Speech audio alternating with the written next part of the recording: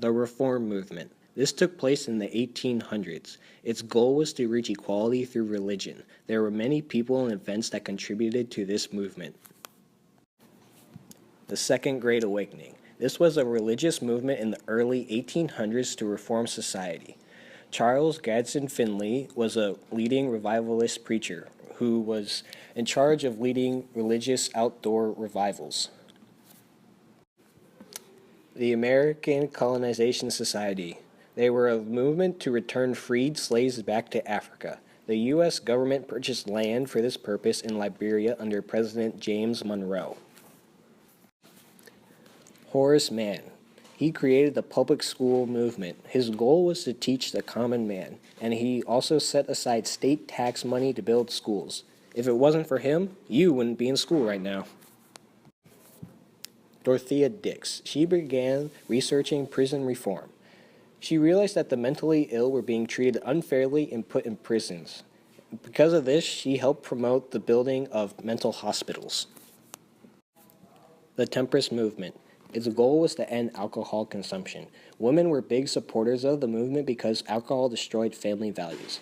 The movement didn't do much until the early 1900s. Neil Dow, a mayor in Portland, Maine, was the first to pass a law restricting the sale of alcohol.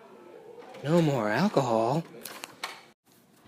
William Lloyd Garrison was a white abolitionist in the North, and he published a famous newspaper called The Liberator, which was published for over 30 years.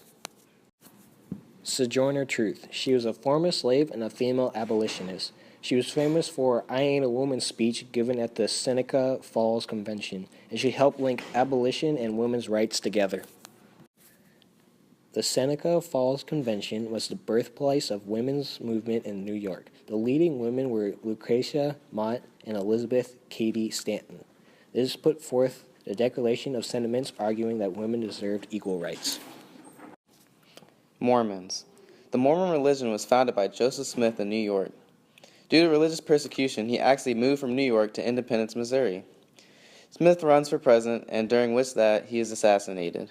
Brigham Young later takes over and moves the religious group to Salt Lake City, Utah. Transcendentalism. Transcendentalism was a spiritual movement that encouraged people to be in touch with their conscience and nature. It developed a new way to look at humanity, nature, and God. Leading writers were Ralph Waldo Emerson and Henry David Thoreau. Thoreau actually believed civil disobedience, which would later be a model for Martin Luther King Jr. and Gandhi. Noah Webster produced a spelling book that promotes nationalism by making the English language American. This is the modern dictionary that we use today. Nat Turner was a religious slave leader who led a revolt in Richmond, Virginia, killing 60 people. Though his revolt only lasted 6 weeks, he would be captured and executed. His actions alarmed slave owners throughout the South, forcing them to put in place more restrictions. Frederick Douglass was a former slave who was also a major abolitionist who published a newspaper called the North Star. He was the proclaimed leader of the Seneca Falls Convention, which symbolized the link between abolition and women's rights. Angelina Grimke grew up in the South, and her family owned slaves.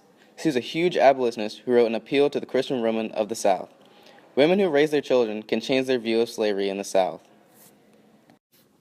And lastly, Harriet Tubman was a former slave who became the leader of the Underground Railroad, which helped lead slaves to their freedom. She was also known as Black Moses because just as Moses had did in the Bible, she led slaves to their freedom.